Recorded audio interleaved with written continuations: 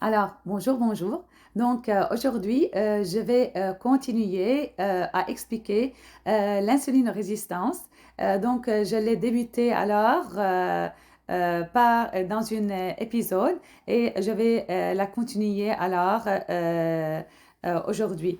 Euh, donc, euh, je vais parler à propos euh, quand on mange un petit reminder, quand on mange du sucre, c'est-à-dire du carb, et donc je parle à propos alors du carb qui est unprocessed carb, c'est-à-dire le sucre, les pastries, tout ce qui est les sucreries, les pâtisseries.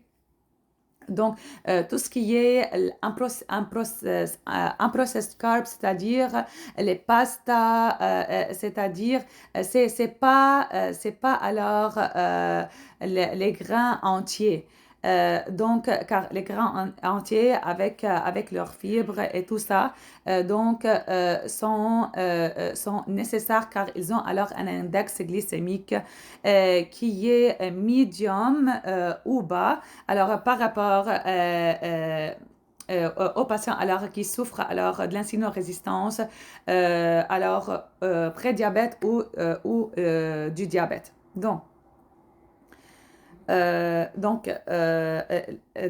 on a l'insuline résistance, c'est-à-dire quand on mange, quand on continue à manger du sucre, comme j'ai dit le sucre, par ces carbs-là, un processed carb, donc seront storés par les muscles et puis par le foie, dans le foie et alors, tout ce qui est excès, ça sera emmagasiné sous forme, dans les cellules adipeuses, sous forme du fait. Si on regarde un peu, ici, donc, quand on a une hyperglycémie, donc quand on mange du sucre, on aura le taux de sucre dans le sang qui est élevé, alors ce qui provoque ce qu'on appelle l'insulinorésistance.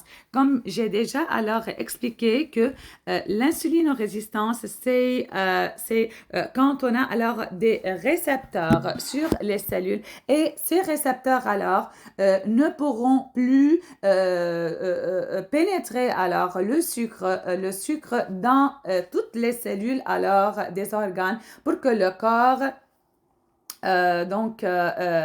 en profite.